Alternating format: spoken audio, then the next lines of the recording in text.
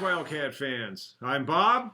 I'm Larry. This is Wildcat Dance Party, formerly known as Catnips. It is week 6 of the college football season, and if you're a Northwestern Wildcat fan, you are still hungover from excitement as the Wildcats have gone 5-0 after defeating Minnesota 27-0 at Ryan Field. It was the first time in 20 years that the Northwestern Wildcats have shut out a Big Ten opponent. The last time, of course, 1995, the season that we're celebrating this year, and it was a 35-0 shutout of Wisconsin at Dyke Stadium. This is also the second time that Northwestern has notched a shutout this year. It's the first season with multiple shutouts since 1965. And that shutout in Big Ten play, that's a big deal, Larry. We haven't seen that, as you say, since the 1995 season, and you know, there are some people starting to wonder if this defense we've got this year is as good as the one in 1995. Minnesota, however, the game against Minnesota, actually all three units were strong. You know, this may not have been one of the Wildcats, all-time greatest games. They didn't knock off a top 5 opponent, but offense, defense, and special teams, it has been probably almost 20 years since we've seen such a fantastic performance by all three units on the field. I'm still getting over the performance by the defense, though. You know, you look at last year's game against Minnesota. Minnesota's defense dominated for much of the game. Our defense came out, did an even better job of dominating the Gophers this time. I was also really, really impressed in the third quarter, the way we kept the ball from the Gophers for all but a few minutes. And that was the key quarter for them when they wanted the wind at their backs, try to pass their way back into the game, and we kept that wind in their face. Yeah, no, it's true. And, the whole thing was balanced. Third quarter was great, but if you look, we scored every quarter in this game. Every quarter was strong for offense and defense for Northwestern.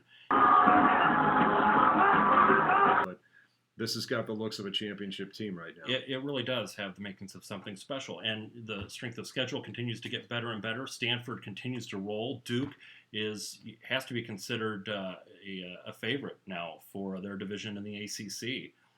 So it certainly has led to a lot of attention for Northwestern. Northwestern is now 13th on the AP poll. It's the highest they've been since 2000, highest they've been since that spectacular win against Michigan, which propelled them from 21st to 12th. Does this mean we're ranked higher than Notre Dame now?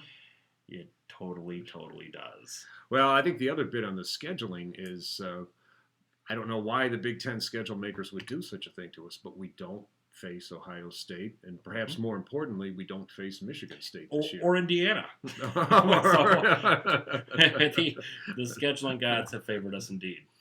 Well, in addition to the balance that is starting to emerge on this team, but admittedly led by the prowess of the defense, we also seem to be killing jinxes this year. Mm-hmm. And I think the jinxes are falling so fast, I'm having trouble keeping track of them all. But traditionally, Wildcat fans get nervous when the team is favored. Well, we've won when we're favored. You and I get very, very superstitious when we get to October. And, in the Pat Fitzgerald era, there have been very few wins in October, but, we've won a game in October. We get very superstitious about special uniforms. We won a game in a special uniform. We get nervous about special helmets. We've won a game with special helmets. The killer is always night games. Yep. We've won a night game.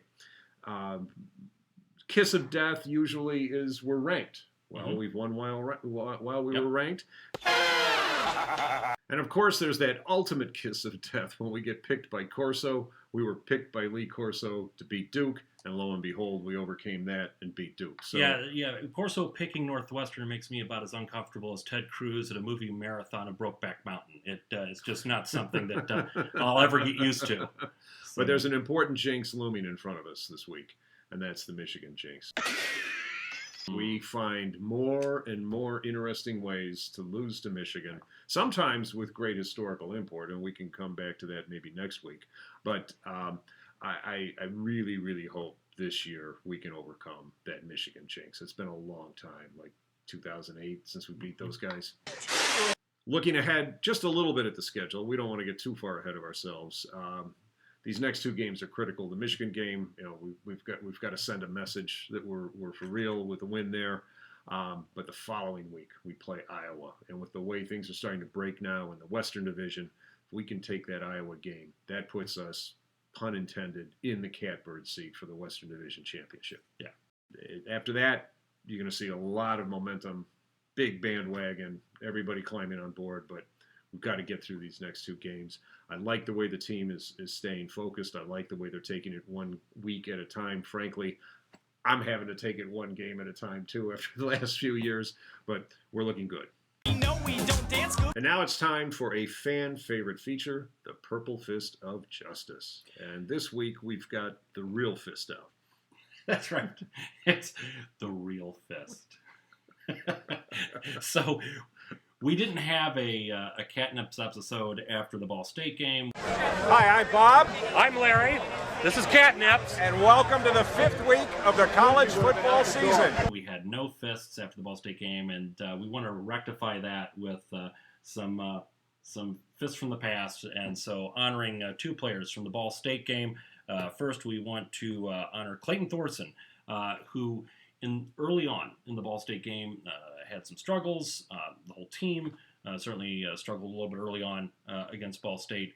The fact that Thorson was able to throw a touchdown pass in the second quarter, and then in the third quarter actually come out, regroup, throw 2 more touchdown passes, and he continues to show maturity, not just during the season. He's showing maturity throughout individual games. So fist to Clayton Thorson for his work in the Ball State game, and then also Justin Jackson, fist favorite Justin Jackson, who had a 62-yard explosion play against Ball State and a total of 184 yards, which is a career best for Jackson. So congratulations, Justin Jackson.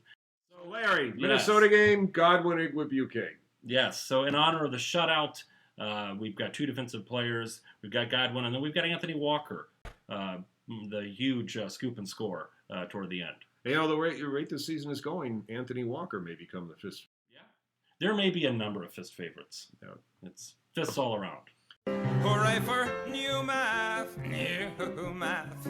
It won't do you a bit of good to review math. It's so simple, so very simple, that only a child can do it. So Larry, bowl math. Yes. I'm getting all excited. I'm thinking Pasadena, but maybe you can bring me back down to earth. Oh, let's hope not. Bowl math is pretty simple this week.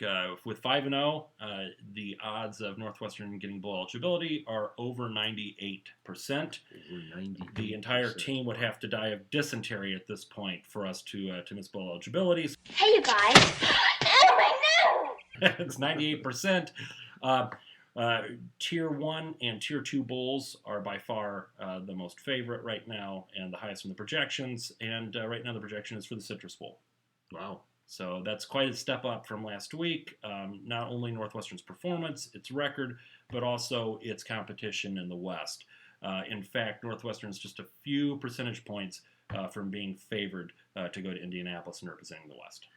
Citrus Bowl, that's the only game that Pat Fitzgerald was able to play in, right? That's right. So a lot of symmetry right now with 95 and 96 seasons. And then, let's see, we were up against some quarterback from Tennessee. What was his name?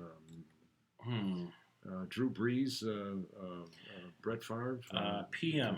PM, yeah. Indeed. Yeah, PM. We had a lot of PM stress that day. So, Larry, is it time for potables? Bob, I think it is. And what do we have this time? This is Samuel Adams' Octoberfest.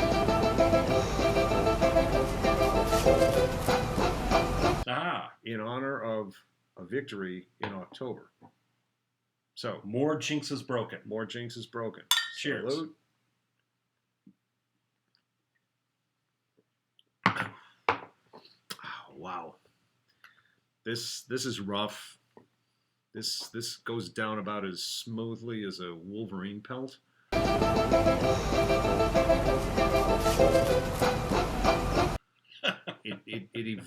it evokes memories of days gone by, faded glory, gently receding embers.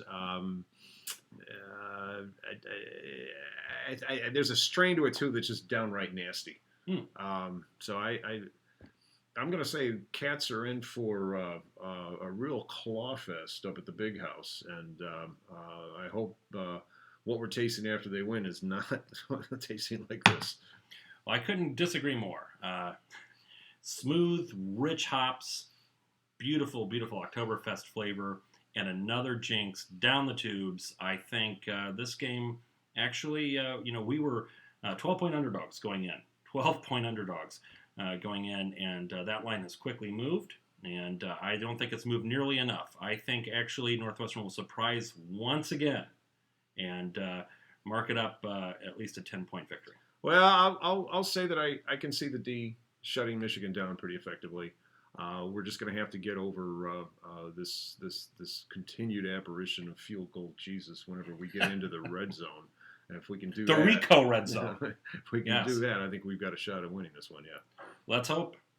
Well, that's it for this week, folks. Thanks for dropping in. We're really, really glad to see you. And as always, go Cats.